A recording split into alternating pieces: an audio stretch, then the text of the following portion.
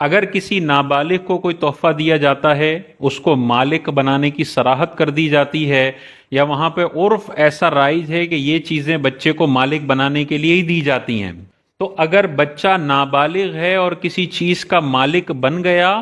تو اب وہ خود بھی اپنی مرضی سے کسی اور کو نہیں دے سکتا، اور اس کے والدین بھی بچے کی ملکیت میں موجود تحفے کسی اور کو نہیں دے سکتے،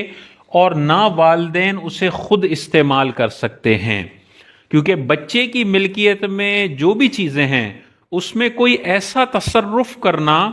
جس میں ضرر ہو، نقصان ہو، وہ تصرف بچہ خود اپنے لیے بھی نہیں کر سکتا، اور اس کے ماں باپ بھی بچے کی ملکیت میں موجود چیزوں میں ایسا تصرف نہیں کر سکتے۔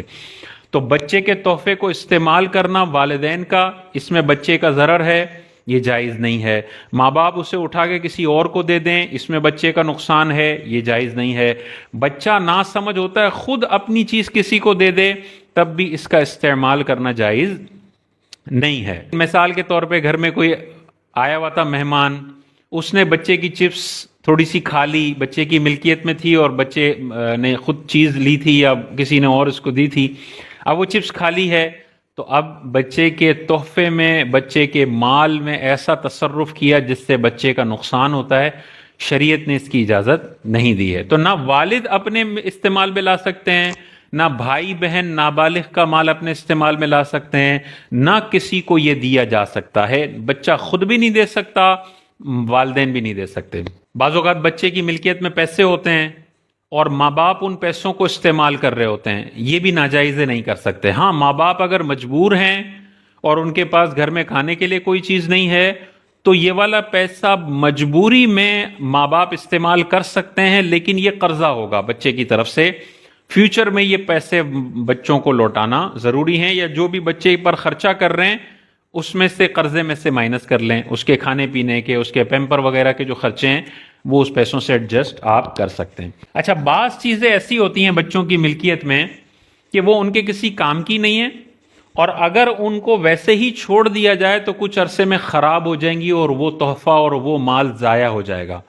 تو یہاں پر جہاں پر شریعت یہ دیکھتی ہے کہ بچے کا مال ضائع ہو سکتا ہے، تو اب بچے کے مال استعمال میں جو بچے کی ملکیت میں جو چیز ہے وہ باپ بیچ سکتا ہے، لیکن جو پیسہ ملے گا وہ بچے پہ خرچ کرنا ہے، وہ بچے کا پیسہ ہے، اور جس ریٹ پر بیچے گا وہ وہی اس کی جو فیئر ویلیو ہے، جو اس کی مارکیٹ میں قیمت ہے، اسی پر بیچے گا۔ خود بھی خرید سکتا ہے اور کسی اور کو بھی بیچ سکتا ہے، اور وہ پیسہ بچے پر خرچ ہوگا۔ جیسے مثال کے طور پہ کوئی موبائل گفٹ کر جاتا ہے بچے کو، ٹیبلٹ، اب آپ کو پتا ہے کہ ٹیبلٹ بچے کے کسی کام کا نہیں ہے، بچے کو دیں گے تو بچہ بگڑ جائے گا، آنکھوں کا مسئلہ ہے، اور آپ اس کو نہیں دینا چاہ رہے، اور آپ کو یہ پتا ہے کہ میں نے 7 سال کے بعد بچے کو موبائل دکھانا ہے، ابھی بچہ 2 سال کا ہے، تو 5 سال اگر اس ٹیبلٹ کو رکھیں گے تو یہ ٹیبلٹ تو خراب ہو جائے گا،